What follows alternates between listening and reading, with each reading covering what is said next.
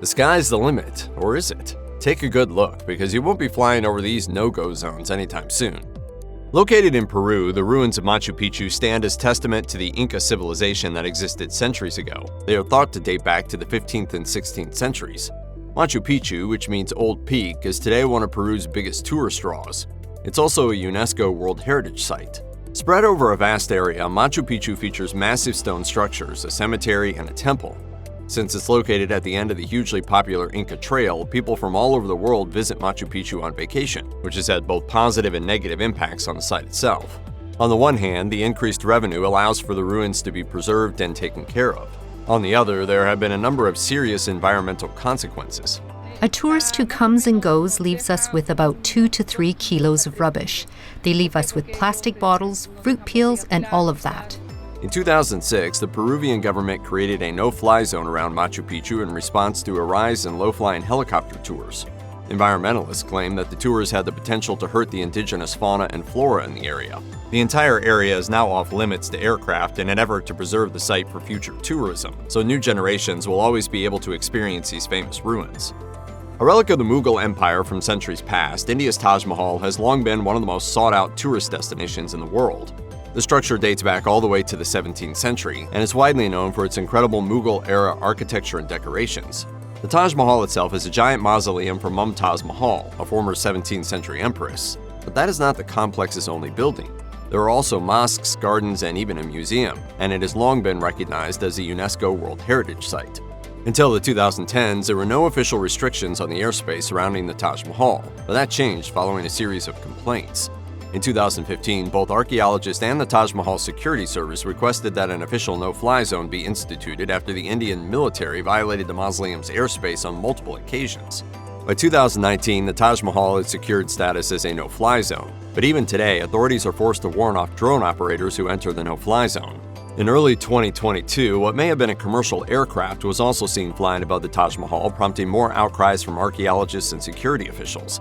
A Twitter user captured footage of the airplane flying over the building, showing what may have been a commercial jet violating its airspace. Considering the many important governmental installations located inside Washington, D.C., it's no surprise that the city is blanketed by some of the most restricted airspace in the entire world.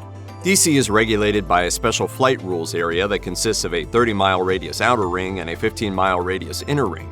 The rings are centered on the Ronald Reagan Washington National Airport, which is located on the opposite side of the Potomac River from the White House. Travel within the 15-mile inner ring, which is designated as the Flight Restricted Zone or FRZ, is especially controlled, and even unmanned aircraft such as drones are banned from flying. Drones are allowed between the inner and outer rings, but only if they meet several requirements. Commercial airlines flying to Ronald Reagan Airport are allowed within the FRZ without a waiver, but everyone else needs explicit FAA clearance before entering or exiting. It is possible to get a waiver if you are a civilian aircraft, but you are probably going to need a pretty good reason to do so, as the FAA is widely concerned with making sure all politicians in D.C. are well protected from any potential incidents. Flying over the White House itself is, of course, a huge no-go, unless you're the president or happen to be on presidential business. Listen, the plane won't leave the airspace. Will you shoot them down? If required, we'll execute the rules of engagement per the commander of the North American Aerospace Defense Command. Penalties for violating the special flight rules area include both civil and criminal consequences and monetary fines. To call relations between the Democratic People's Republic of Korea, or DPRK, and the United States poor would be something of an understatement. In 1945, Korea was divided at the 38th parallel, with the U.S. supporting the Republic of Korea in the south. Though the Korean War officially ended with an armistice in 1953, tensions have always remained high between the North and the South. As a result, the FAA does not allow any U.S. civilian aircraft to come anywhere close to the DPRK's capital at Pyongyang. The FAA first implemented these restrictions in 1997, and they have only become heavier as relations between the two Koreas worsened. Since 2014, the DPRK has been regularly launching missiles from Pyongyang into the Sea of Japan unannounced, while also jamming navigation and communication networks. This presents a very serious problem for civilian aircraft, as they have no way of knowing when a test might kick off. If one of these tests were to take place during a flight, the plane's communications and navigation equipment might not work properly. In 2022, the FAA put out a release that mentioned an increase in the frequency of ballistic missile launches from the DPRK. The release also suggested that the DPRK could potentially be testing nuclear missiles in the area. If one was to impact a U.S. civil aircraft, the results could be disastrous. One of the many consequences of the Russian invasion of Ukraine has been the restriction of civilian aircraft into and out of the country. The Russians invaded Ukraine in early 2022, and almost immediately Ukraine responded by shutting down civilian air access. This was done to ensure that no civilian aircraft were mistaken as military and inadvertently shot down by opposing troops. Tragically, this had previously happened in 2014, when a flight from Malaysian Airlines was shot down by pro-Russian forces, killing almost 300 civilians. In addition to the restriction of civilian aircraft, there have also been discussions about implementing an official military no-fly zone over the area of conflict while the war continues. The president of Ukraine, Volodymyr Zelensky, has asked the US and NATO to implement and enforce a no-fly zone, but they have so far rejected calls to do so. Their reasoning is that enforcing a no-fly zone would risk escalating the war with Russia, as NATO would have to shoot down Russian aircraft in order to enforce a no-fly zone. President Biden has been clear that we are not going to get into a war with Russia. In addition, no-fly zones are extremely costly to enforce, averaging more than $1 billion annually.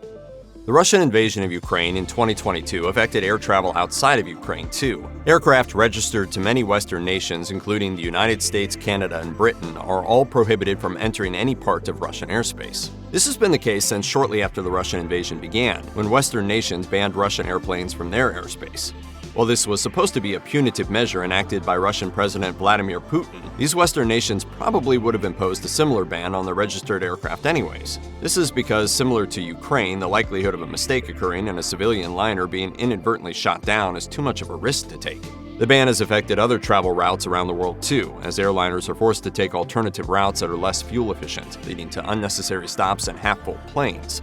Some foreign aircraft are still allowed in Russian airspace, though, taking advantage of shorter routes and potentially costing the American airline industry billions of dollars each year. For nearly a century, bizarre and unexplained disappearances within the Bermuda Triangle have made it one of the most mysterious places on Earth. The intrigue dates back to 1945, when 27 Navy flyers on Flight 19 went missing under strange circumstances. One afternoon, 5 Navy bombers left Florida on a training exercise that was to take them through the Triangle, but they never returned. Transmission from their attempted return flight indicated they were off course and lost over the ocean, and when they stopped communicating, the Navy sent 2 rescue planes to investigate. One of the rescue planes also disappeared, and no trace was found of any of them. Ever since, legends have grown about the supernatural nature of the Triangle, which includes several other disappearances. While the Bermuda Triangle is not an official no-fly zone, countless people are wary of traveling in the area and many avoid it completely. Rather than supernatural phenomena, more reasonable explanations point to the extreme weather conditions in the Triangle as a culprit behind most of these incidents, including Flight 19. In the aftermath of that particular disappearance, Navy officials determined that the planes had simply blown off course due to severe winds. In addition, a witness saw a plane explode and vanish into the ocean, suggesting they may have crashed into each other. Most people probably don't realize it, but there are over 160 active volcanoes in the United States alone.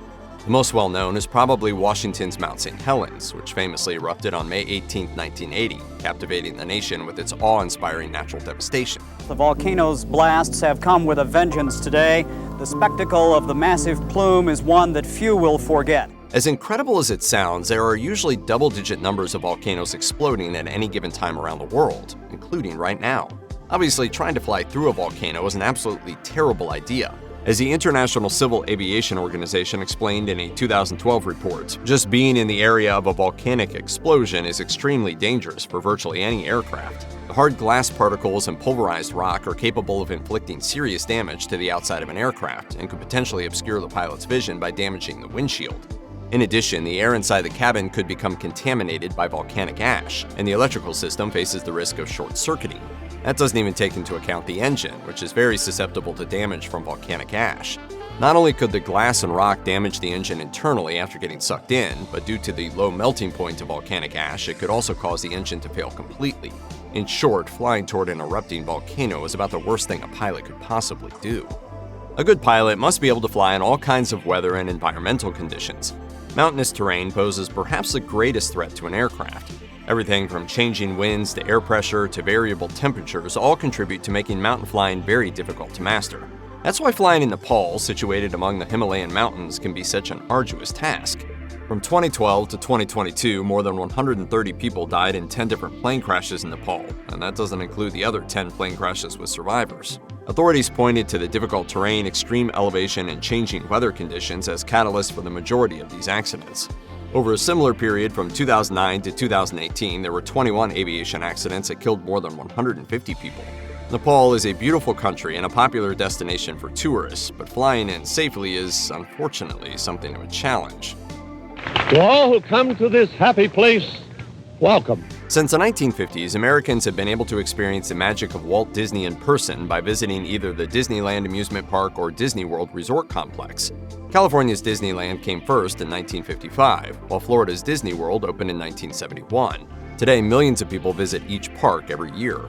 It might sound surprising, but ever since the September 11th terror attacks in New York City, both Disneyland and Disney World have been considered official no-fly zones. According to the FAA's Disneyland Notice to Airmen and the similar Disney World Notice to Airmen, the no-fly zones extend for a 3-mile radius from each park and cover up to 3,000 feet in elevation. They are both considered national defense airspace, and both manned and unmanned aircraft, including drones, are prohibited from flying within it. Not everyone is a fan of this special status, however. As part of Florida Governor Ron DeSantis and the GOP's feud with Disney, conservative lawmakers have attempted to introduce legislation to abolish Disney's no-fly zones. The legislation was introduced by Representative Troy Nehls from Texas and garnered the support of several co-sponsors, but it is yet to successfully pass through Congress.